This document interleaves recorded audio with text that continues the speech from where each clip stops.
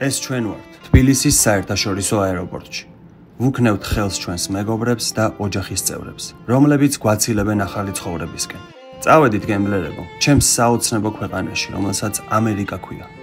მივდივართ, თუმცა ჩვენი ადამიანების მონატრება თანდათან მძაფრდება. აქამდე სულ სხვებს ვაცილებდი და ახლა ჩვენი დროც დადგა. დიდი მადლობა მინდა გადაუხადო ყველას, მათ შორის ბატონ ბიძინას, იმის გამო, რომ ერთი წუთი არ დავფიქრებულად, რომ ქვეყანა დაგვეტოვებინა. ვფიქრობ გაინტერესებთ რა და როგორ მოხდა ხო და მოგიყვებით. მოკლედ მწვანე ბარათი მოვიგეთ მთელმა ოჯახმა. მწვანე ბარათის მოგების შემდეგ წელიწადი და 6 თვე ველოდეთ საკონსულოში ინტერვიუს და მინდა გითხრათ, საშინლად გაიწელა ეს პერიოდი. რადგან ხშირია, რომ მაღალი case number-ი ვისაც აქვს, ვერ ესწრება გამოძახება და უუქმდებათ მწვანე ბარათი. ჩვენ შემთხვევაში გაგვიმართლა 31842 იყო ჩვენი ნომერი და 32000-ზე შეწყდა. დამეთანხმებით მაგრა გავწვერით. მას შემდეგ რაც გამოგვიძახეს, მოგთხოვეს სამედიცინო შემოწმება, რომელიც კაცზე $250 დაჯდა და ასევე საკონსულოში ინტერვიუ კაცზე $330. ბილეთები, რომელიც ვფიქრობ, იაფად ვიყიდეთ, ჯამში $8000 დაჯდა. შემდეგ ძაღლის ანალიზები, რომელიც გერმანიაში გავგზავნეთ, იმის დასადასტურებლად, რომ ნამდვილად არ აქვს ცოფი, პლუს დაჩიპვა და ასე შემდეგ $550. ხო, ბევრი გვეკითხებოდა, არ ყავთ დამტოვებელი? ძაღლს ტოვებთ ალბათ, ხო? მაგრამ სიმართლე რომ გითხრათ, არც ერთ ოჯახის წევრს არც გაგვიფიქრებია, რომ დაგვეტოვებინა და კაი $1785 გადავიხადეთ ლოს-ანჯელესის აეროპორტში. რადგან იმ აეროპორტში არის ვეტკლინიკა, რომელიც ცხოველებს ამოწმებს. რომ გვეგონა ყველაფერი დასრულდა და მეც არაფერს გადავიხდიდით, გაფრენამდე თბილისის აეროპორტში ძაღლის წონის ფულის გადახდა მოგთხოვეს. წონა 3 კილოგრამია და სულ რაღაც $850 გამოვიდა. ამასობაში გადაჯდომა გვაქვს თურქეთში და ლაუნჯით ვისარგებლეთ, სადაც მოსასვენებელი ადგილია და ჭამაც შედის. ასევე გასართობის სივრცეც აქვს და მე და დანიდუნამ ბილიარდის თამაში გადავწყვიტეთ. ამ ჩანთას არ ვიხსნი, რადგან ფულით მაქვს გატენილი. რად მინდოდა ქეშს რომ მოვათრევდი, არ ვიცი, მაგრამ ამაზე მოგვიანებით. ბარში სასმელიც შედის ამ ლაუნჯის მომსახურებაში და რომ მოვწრუპე, ჩემ ძმაკაცებზე დავიწყე ფიქრი და მივხვდი, რომ მაგრად დამაკლდებიან. მათაც დავაკლდები. გული მწყდება უთქვენო წლები რომელის წინ, მაგრამ ასეა საჭირო დღეს და ამას ყველა ვიაზრებთ. უფექცას რომ უჩემოთ არ შეუძლია, ეგეც მინდა იცოდეთ. ნახეთ რა დღეშია, გეგონება საუკუნე არ უნახევა. ამ ლაუნჯის გამო TBC კონცერტ ბარათი ავიღე. სოლო მქონდა, თუმცა მაქსიმუმ 4 საათი შეგვიშვეს და ბავშვებზე ფული მაინც გადაგვახტევინეს. ასე რომ არც ისეთი კომფორტული არაა ეს ლაუნჯი, როგორც აპირებენ. დავტოვეთ ლაუნჯი, ჯინტონიკი ჩავისხი მუყაოს ჭიქაში და დავსეირნობთ დუტი-ფრის ზონაში.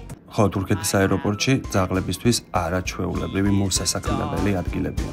And he says woof woof woof woof woof woof woof. I have a cat. I have a pet. She is a cat. And she says meow meow. თურქეთამდე 2 საათი დაგჭირდა ფრენა. და ახლა იწყება ხანგრძლივი 14 საათიანი ცაში გამოკიდება ლოს-ანჯელესის მიმართულებით. თვითფრინავი კარგი მოშნი იყო. ასე თუ ისე კომფორტულად, მაგრამ 14 საათი ძალიან ბევრია. დავიტანჯეთ. და დიახ, ძვირფასებო, ჩავედით. ამერიკაში ვართ. ასრულდა, ახ დაოცნება. თუმცა შინაგანად მაინც მაქვს ფიქრები, რომ საზღვრიდან გამოგვაჯმეინებენ. მაგრამ არა, შევედით. დასცხეს ბეჭედი პასპორტში და მოგცეს ცხოვრების და მუშაობის უფლება. ხო, მწვანე ბარათის $295 კაცზე, ესეც შესაყვანია ბუღალტერიაში.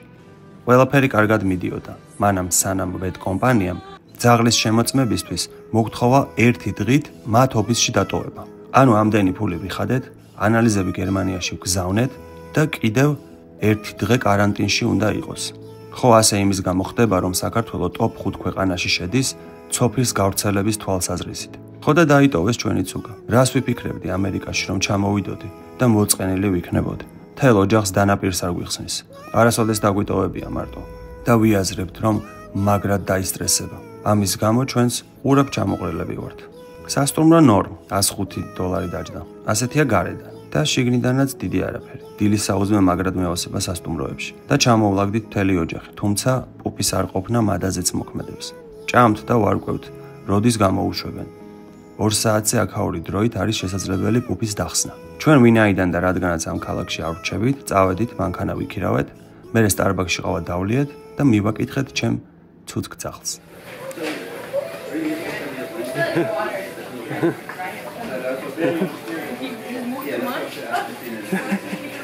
აი მე ძულელი მოდი ჩემთან მოდი მამასთან მოდი